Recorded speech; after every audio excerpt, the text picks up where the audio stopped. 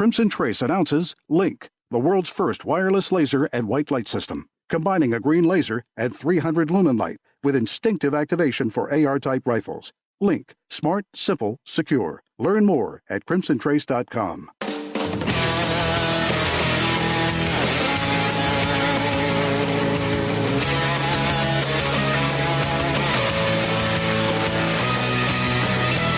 Today on Tom Gresham's Gun Talk, steps to take after a self-defense shooting, a new gun safety book for kids, an opportunity to become an NRA youth ambassador, and more. Call in with your questions, comments, and range reports to 866-TALK-GUN. That's Tom Talk Gun. And now, here's Tom Gresham. And a grand hello to you. Tom Gresham here. We're going to have some fun today. We're going to be talking about guns because, well, what else are we going to do? It's called Gun Talk after all. Come on, give me a break. Our number here is 866-TALK-GUN or just Tom Talk Gun, whatever is easier for you. By the way, if you are unfamiliar with the show, let me explain. We talk about guns and shooting and sports and self-defense, sure. Competition, absolutely. Storing guns safely. We talk about the ways that responsible law-abiding people own and use guns. And if you're part of that, we'd love to have you be a part of the conversation. And if you are listening to this and thinking, that doesn't sound right, I don't like guns. Guns are used, okay, great, I got it, I understand. Well, first of all, why are you listening to this? But, beyond that, give me a call. Let's talk about it, 866-TALK-GUN. If you don't like guns, don't like gun owners, I'd love to get your take on it. I tell you what I'll do. You get on the air. We will have a conversation. It's not going to be a monologue on either side, but we'll knock it around a little bit, okay? Fair enough. And I really do, seriously, I'm not kidding. I do welcome those calls. If you have a problem with guns, I'm not talking about it. You have a gun that won't shoot well, that's a whole different deal. And we'll talk about that as well. Just give me a holler. Speaking of guns and shooting, I went out Tuesday this week. We were sighting in some rifles. Went to a public range. Interesting experience. It's kind of my range report, if you will. Two of us go to a local shooting range, and it's one of those where there's no range master, there's no office. It is a public range. There are benches, and you can shoot out to 100 yards.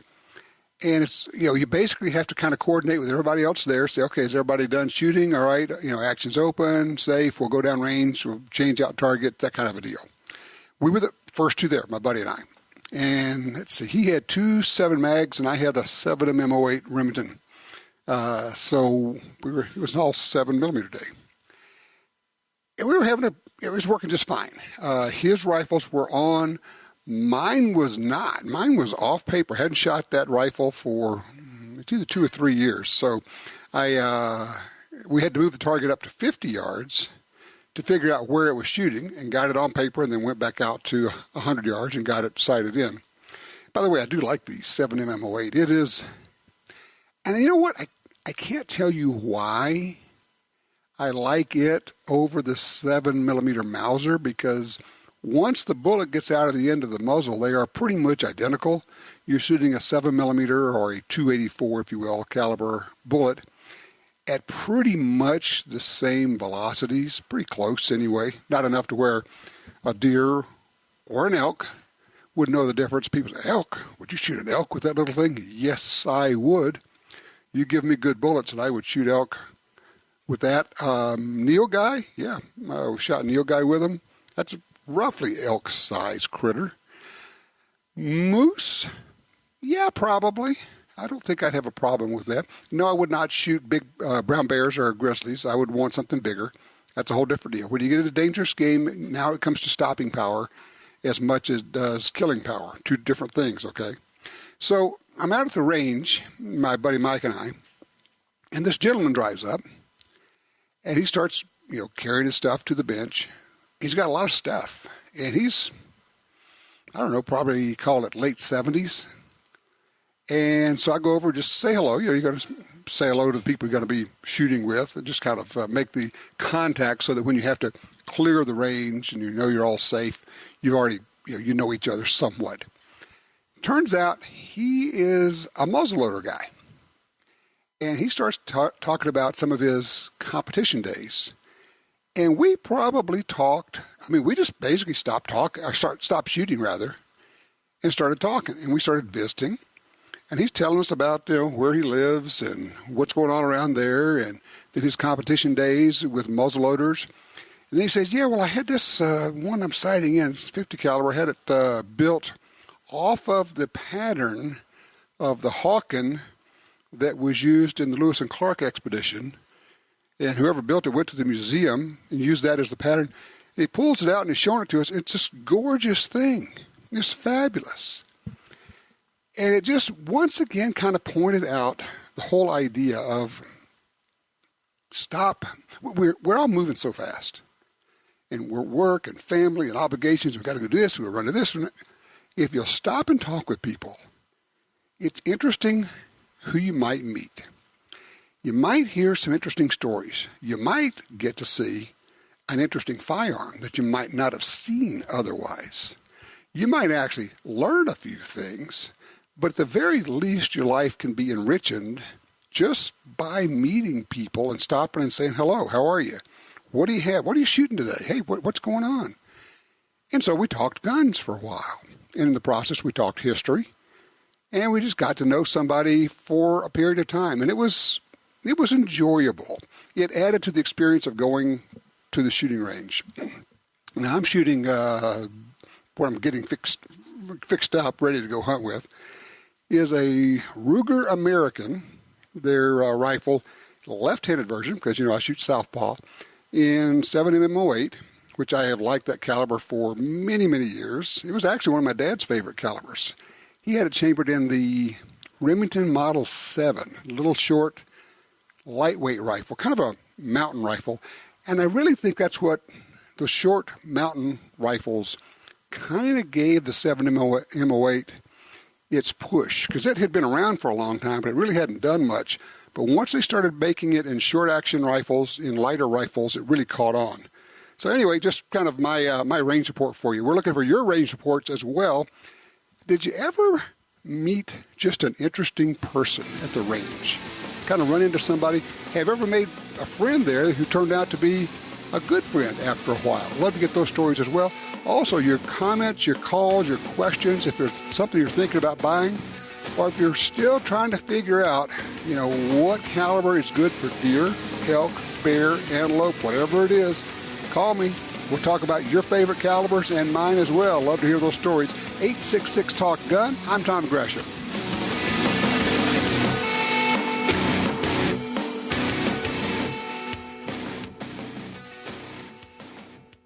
Tactical professionals who put their lives on the line every day depend on Surefire.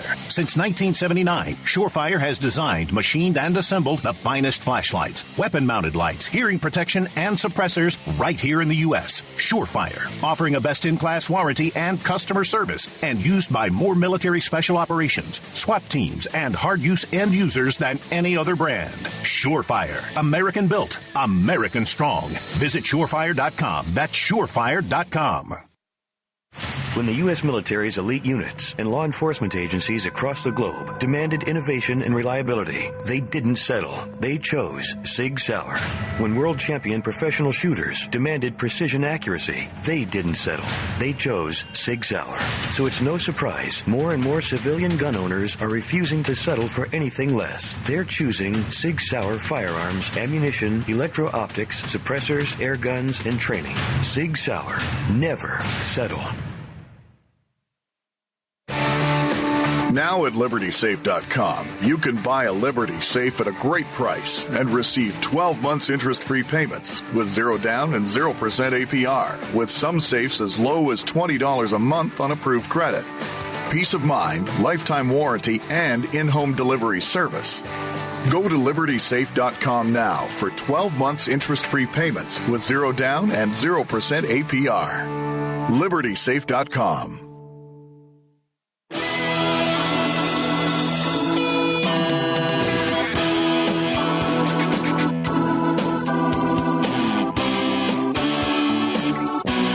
Things going on today. We're going to be talking about, a new kids book about gun safety from an author that might surprise you with his background. We'll be talking about an opportunity for youngsters to get involved in shooting and also for you to get involved in helping them. And we're also going to be talking about with someone else about what do you do if you get into a self-defense shooting? What's the next step? What do you say to the authorities?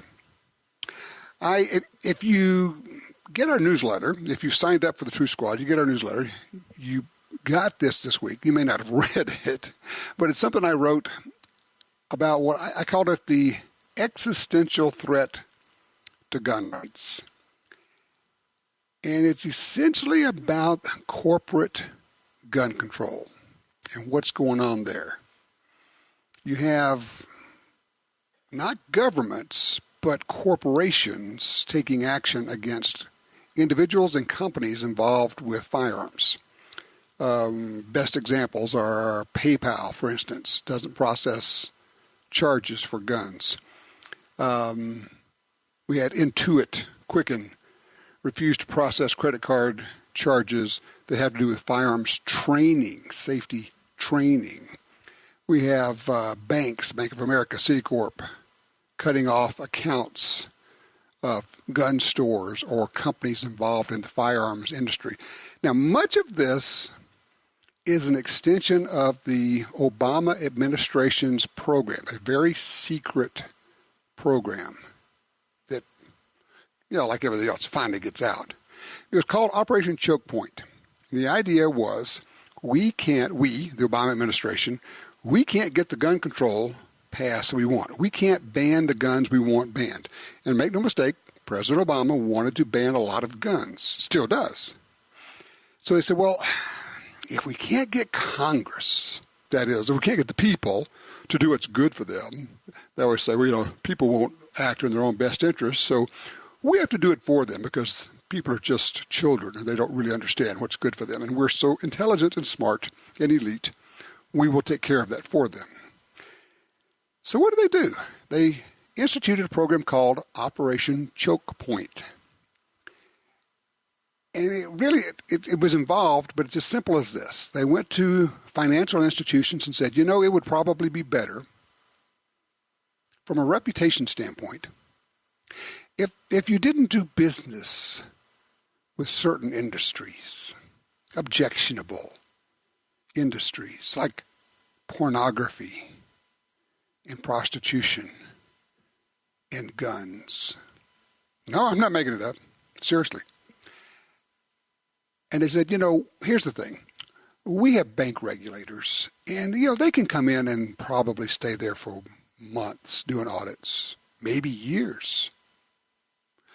And if you're doing business with these kinds of companies, probably would trigger heftier audits. We're sure you don't really want that to happen. The result was the choking off of financial services to gun stores, people who made little small things, gun stocks, for instance, optics, and obviously gun companies themselves. It was an attempt to use the coercive power of the government to choke off the lifeblood of the firearms industry, financial institutions cutting off finances, money, the ability to process credit cards, the ability to simply have a bank account. Cut it off, kill them, destroy them. No one voted for it, and they decided to do it in secret. Well, they got caught. It got shut down. But evidently some of these financial institutions continued to do this. And now we have Amazon, the largest online book retailer, banning books, burning books, if you will. Of course, they wouldn't let Cody Wilson's book of the 3D printing files be sold. But now it goes further. Now they're just basically banning books that have anything in them they find to be objectionable. And who's to say at any given point they may say, anything that has to do with the Second Amendment we find objectionable. Where's the harm in this? Where's the danger in this? Well, it's simply this. If you make it go away in the public consciousness, it simply ceases to exist. There was a time when people said, they're never going to require gun stores or anybody that sells guns to have a license. they're never going to require you to have a license to carry a firearm. They're never going to restrict how many rounds you could have in a magazine. They're never going to require a waiting period. They're never going to have a law that says you have to store your gun locked up and unloaded. They're never going to classify my squirrel rifle as a military-style assault weapon. They're never going to limit us to one gun a month. They're never going to restrict us to only 7, 8, 9, 10 rounds for a magazine. And there are those who say, well, they'll never be able to shut down the firearms industry. Really? Of course they will, if you let them. And therein lies what I think is the existential threat, the essential threat that would kill off the firearms industry. They tried it 20-something years ago with the lawsuits that the cities filed against the firearms industry, trying to hold gun makers responsible for the misuse of their product. If they had been able to get a single one of those to get through the courts, it would have killed off the firearms industry. No gun maker could have existed if they could have been held responsible for the misuse of a firearm. And that was the very goal. Simple as that. Hey, let's go to the phones. Line 1, Mark's with us out of Pennsylvania. Hello, Mark, you're on Gun Talk. Good afternoon, Tom. How you doing, sir? I'm well, sir. Yeah, I called in with a range report. I've been waiting since January to get my hands on a high-point 10-millimeter carbine, and I finally got one last month. And let me tell you, it was worth the wait. Tell me about it. Well, I've got the basic black version, 16-inch barrel, 10-round magazine. Shoots like a dream now that I've got it regulated to my loads I'm shooting right now. Mm-hmm. Mm-hmm. And depending on which load I'm using, some of the impulses are a little stronger than others. But out to 100 yards right now, I'm dead nuts on. Little high at 50, but let me tell you, I'm anxious to take some hogs with this thing. That ought to be a heck of a hog gun. Are you shooting your own hand loads?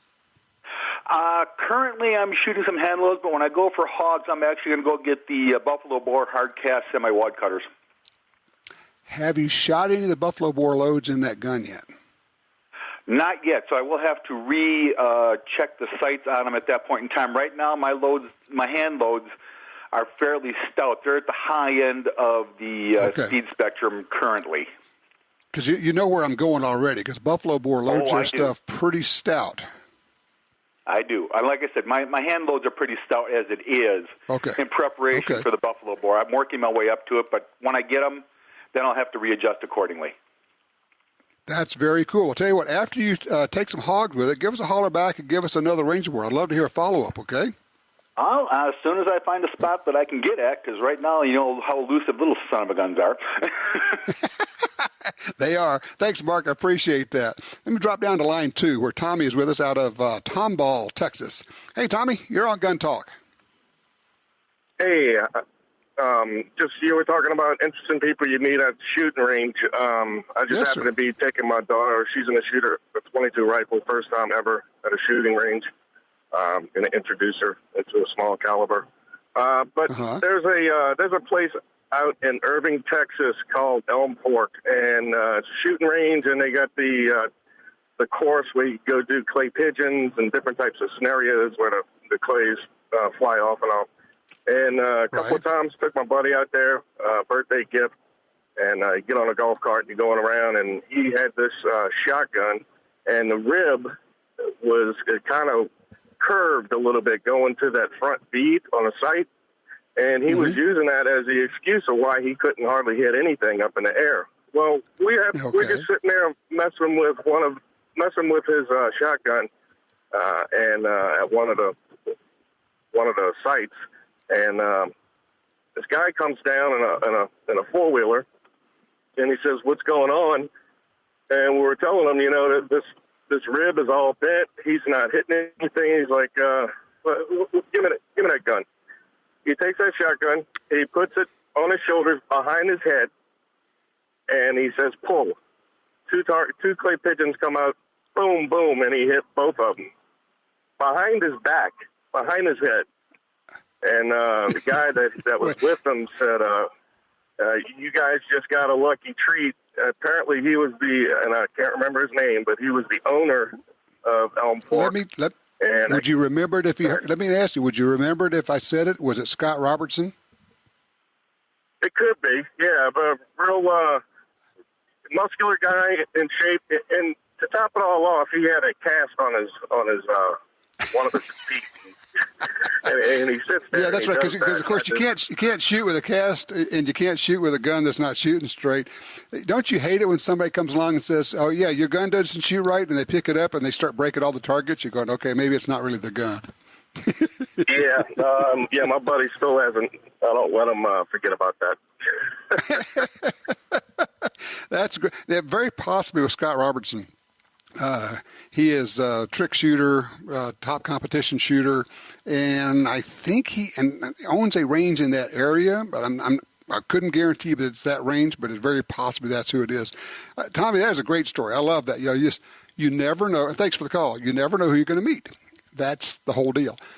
It's kind of like, I have, they always say you remember your embarrassments longer than anything else. On the fishing side, I went to a little casting clinic one time. There was an older fellow there, and I was pretty full of myself, and I was probably all of like 19 years old. And so I was, starting to show off that I've been fishing all my life, and I was doing some casting and all. He says, that's pretty good. He says, let me show you something. He takes the rod and he starts doing these amazing things. And then I find out it's Homer Circle.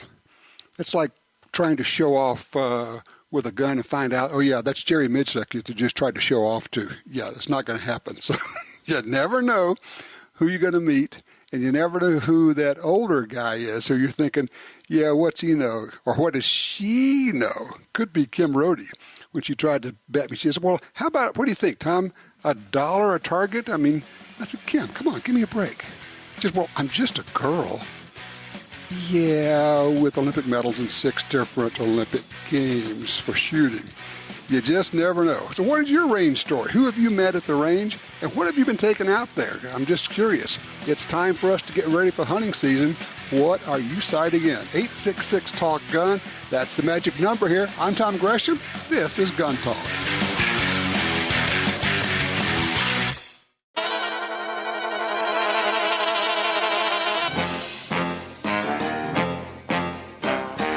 Good morning, Mr. Gresham. Your mission, should you decide to accept it, is to host a radio show that will bring truth and common sense to the discussion of firearms rights in this country. Good luck, Tom, to you and your Tom Gresham's Gun Talk team.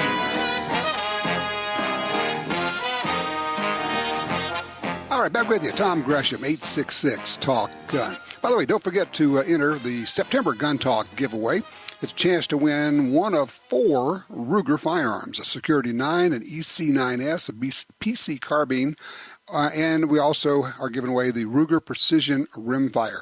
You just go to guntalk.com/win. Again, guntalk.com/win, and you can enter. This is going to end, at 12 p.m. Eastern on Friday, September 28th. So that's coming up. So you get over there and enter now. Let's see, later this week I will be in Chicago at the 33rd Annual National Gun Rights Policy Conference. By the way, if you would like to go to that, you can still get there. It is free, which is amazing to me. Go to saf.org, that's Sierra Alpha Foxtrot.org, for information about the Gun Rights Policy Conference.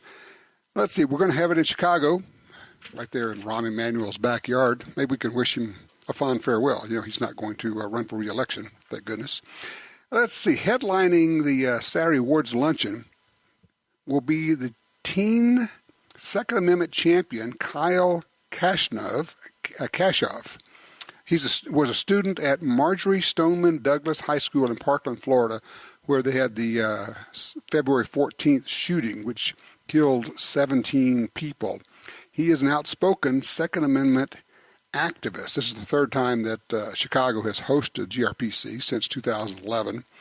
There are going to be a bunch of different speakers. I'll be there. Let's see. Oh, Kurt Schilling, baseball great Kurt Schilling is going to be there as well. Let's see. We're also going to be having discussions on state and national issues, gun rights, congressional outlook, which brings me to something I want to talk about for just a second here. 50, that's the number right now, today as I'm speaking, 50 days away from the midterm elections. And what we're seeing in the polls is the Democrats are up 14 points. The Democrats are going to take back Congress, yada, yada, yada. Maybe. I wish that we could just pick the right people and say, I don't care if it's a D or an R. I don't care if he or she's a Democrat or a Republican. I wish we could do that, but we can't. We can't for a couple of reasons, or actually a lot of reasons. But maybe the first and most important reason is if and when, and eventually it'll happen, the Democrats will get control of the House or the Senate or both. They get to decide all the action. They decide committees. They decide committee chair people, chairmen, chairwomen. They decide what comes to a vote. They decide everything. They drive it all. Our protection right now, when it comes to gun rights, is the fact that we have the Donald Trump administration. Like it, don't like it, different people have different opinions. But right now, that's working for us. I'm going to share a story with you. And I told you earlier about the Operation Choke Point. That was the Obama administration program to destroy the firearms industry. Let me tell you about a more callous, sinister, downright evil, and I do not use that word lightly, evil program under the same administration, under Eric Holder and Barack Obama. It was called Fast and Furious, and you've heard of it. But let me remind you of some of what happened there that may have gotten lost in the shuffle, and just how sinister and how callous, uncaring, and yes, absolutely murderous some of these people are. Fast and Furious was a gun-running program. It was never designed to try to track guns. Here's the thing to understand. The media keeps saying, well, it was a botched gun tracking program. No. There was never any plan to track guns. The idea behind it and the purpose of Fast and Furious was simply this. Obama administration needed something to help them pass gun control laws. So what they decided is, well, we will say that guns from the United States are being used to kill people in Mexico. The cartels are coming to the U.S. and buying guns and taking them down there and killing people. And we have to cooperate with Mexico. Therefore, we must have stricter gun control laws in the U.S. to save Mexican lives. Okay, that was the cover. That was the premise. They said, we will use this argument to get more gun control laws in the U.S. Okay, so start with that concept. Understand that basic thing. That's why Fast and Furious was created. So how did it work? Well, the idea was simply this. We, the U.S. government, in the form of the Bureau of Alcohol, Tobacco, and Firearms and Explosives, will pay for guns and hand them to cartel members. I'm not making this up. We will run this gun-running scheme through American gun stores, and then the guns will go to Mexico, because we know we're selling them to the bad guys. We're making sure the bad guys get the guns, and they will be used in crimes, and they will be used in murders, and then these guns will be recovered in Mexico, and then they will be tracked or traced back to the U.S., at which point we can say 72%, or whatever the number is, of guns used in murders in Mexico are tracked to the U.S. We must do something about it. When it was proposed, when this was all brought up, there were people in the law enforcement community who said, are you crazy? These guns are going to be used to kill people. And eventually, they will probably be used to kill law enforcement officers. And the response was this verbatim. Well, if you're going to make an omelet, you have to break a few eggs. In other words, we're okay with law enforcement officers being murdered with the guns that we, the administration, provides to narco-terrorists, as long as we can use those deaths to push for gun control laws in the U.S. That's how callous they are. But it gets even worse. I'll tell you what, when we come back from this break, let me tell you what they did and how they put gun stores in untenable positions and how downright corrupt, dishonest, and I can't even find the words for it. And here's the bottom line on that. They still want to do it. If you let them back in, they're going to do this kind of thing again. I'll give you the story because this is a part of the story you've never heard. We'll come back.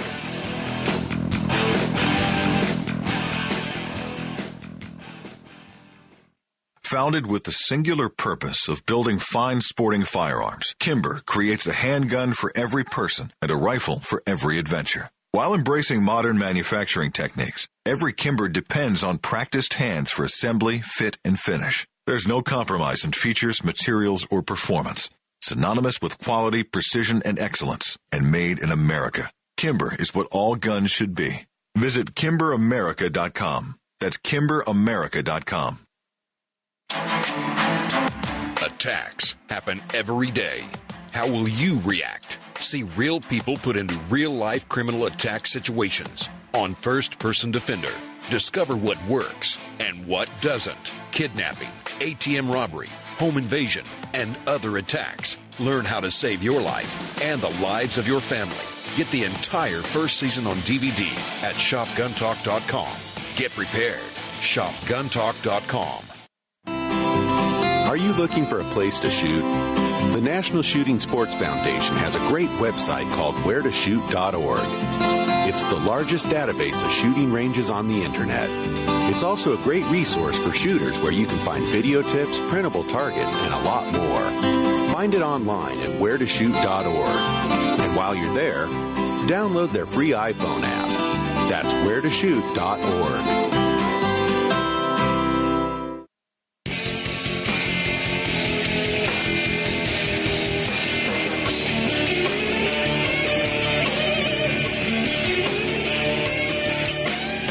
When we left, I was talking about President Obama's Fast and Furious program, Eric Holder's Fast and Furious program. Eric Holder, the impeached Attorney General. Don't ever forget that.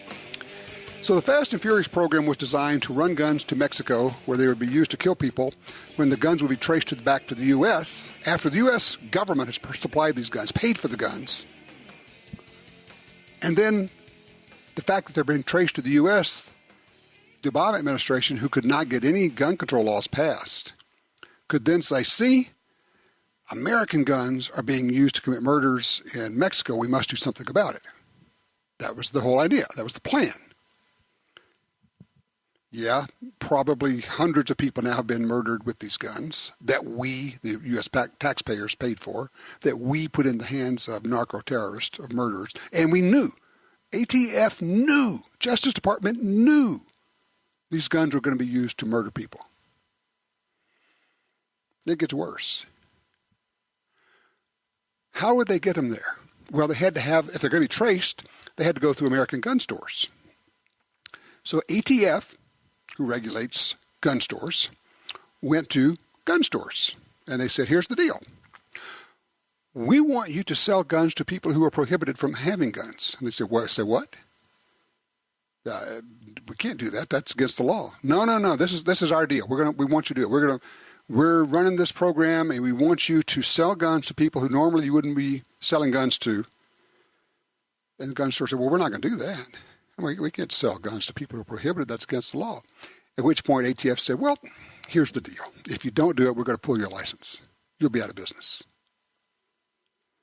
So that was what happened. And it happened, a number of gun stores were forced, mafia style, to sell guns to people who were prohibited from owning guns, to sell guns to terrorists, to sell guns to the cartels. At the instruction, explicit instruction of the ATF. But it gets worse. After it happened, after they complied with the orders from the ATF came in and gave that information to the New York Times and the Washington Post and said, here's a list of the bad dealers who are supplying guns to the terrorists, to the narco-terrorists, to the drug lords.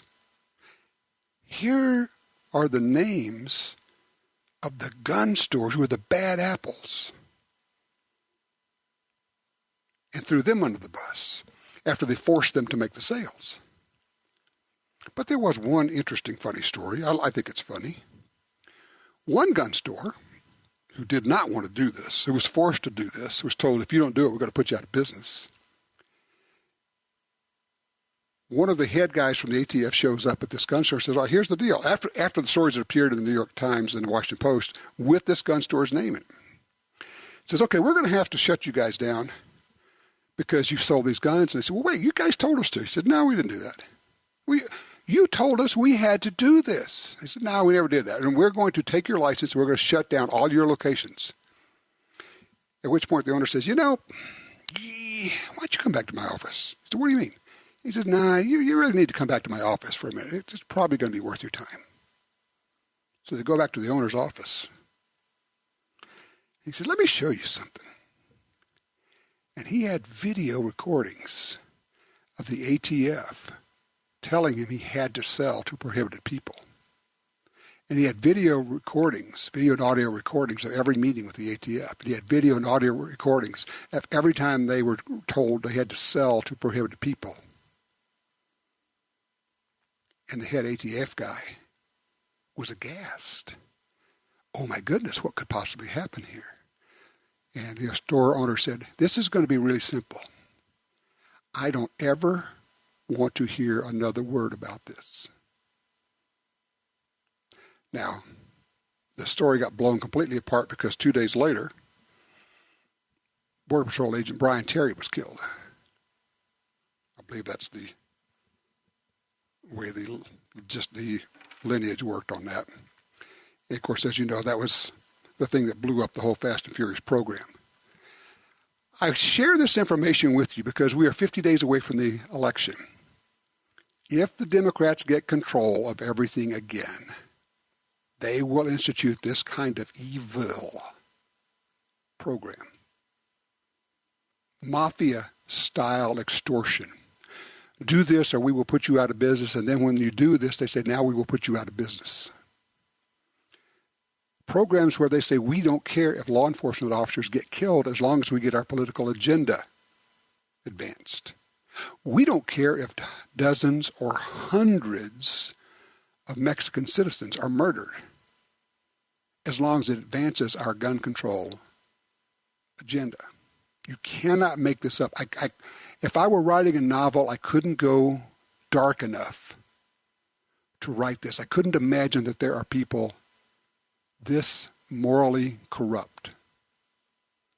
And yet there they are, Eric Holder and all the people. And this has Rahm Emanuel's fingerprints all over it. It just does. So I guess the bottom line on this is we're 50 days away from an election.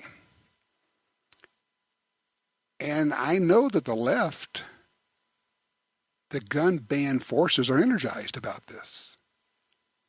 And I know they're going to turn out the vote, and that really is the deal. It's who turns out the vote. The question is, are you energized? Are you energized enough to not only vote, but to talk to your friends about it, to say, hey, look, this is the thing. This is what they did. This is what they did. This is who they are. This is what they are willing to do. They are willing to destroy people, companies, industries, personal businesses, family businesses, put people in jail, lie about what they told them. We never said that. We never told you to do that, except when faced with video evidence that they did. And they're willing for police officers to die in order for them to be able to push their political agenda of gun control and gun bans. So the question is, are you in? Are you up for it? Will you share the information? Will you commit to it? Because this election's coming up, and this is the kind of thing it's riding on. I guess I'm just asking the question, and I'd like to get an answer. What do you think? 866-TALK-GUN. Are you in? This is the time. My name's Tom Gresham. This is Gun Talk. We'll be right back.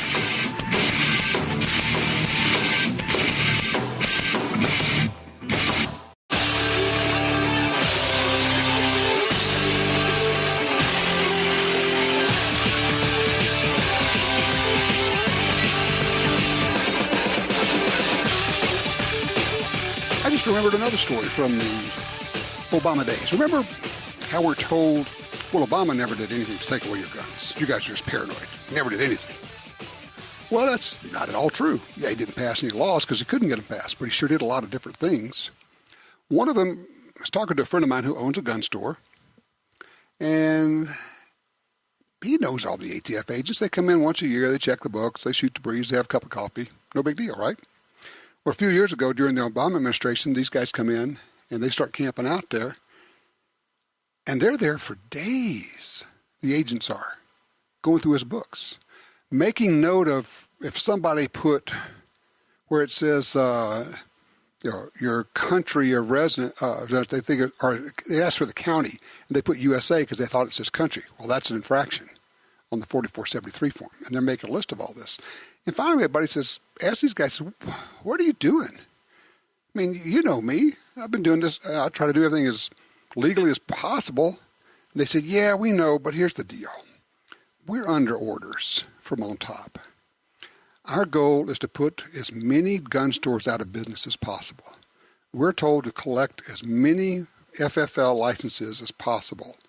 And that's why we have to sit here and go through and look at your books and try to find any possible infraction.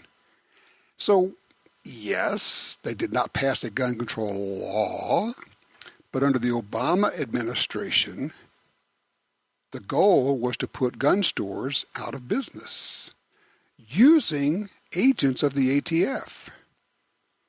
The goal was to destroy the firearms industry using the financial institutions and the regulatory powers of the federal government to threaten banks and lending institutions that if you don't shut off credit, if you don't close the accounts of gun stores, of small manufacturers of accessories, holsters, stocks, whatever, then we're going to probably have to look at your books really carefully.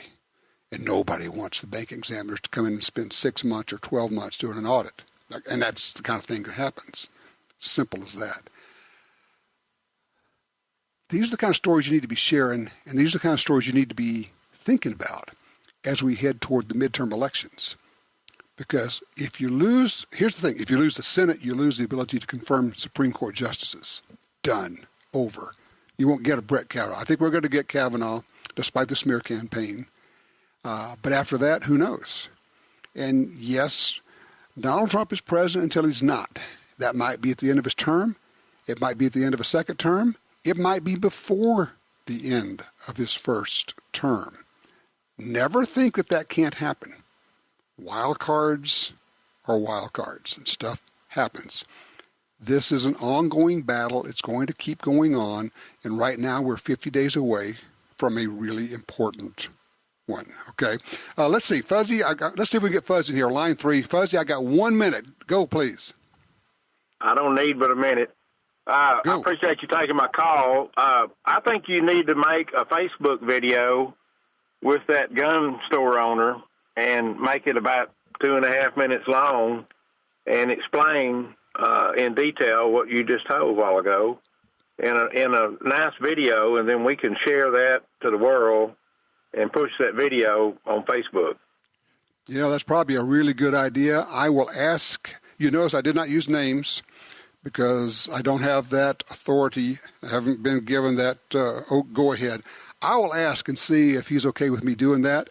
And if he is, we will do exactly that. We'll make that video. We'll get that word out. We'll tell that story. You know, we may end up having to do it. We'll just leave out the names. We could do it that way as well. But it's a great point. I appreciate that. All righty. We've got a lot of things going on. We're going to be coming back with a bunch of different cool guests. We're going to be talking about a new children's book about gun safety, and you'll be amazed at who wrote that. We're also going to be talking about an opportunity for kids to get involved in shooting. A lot of stuff coming up. 866-TALK-GUN is the number. I'm Tom Gresham. This is Gun Talk.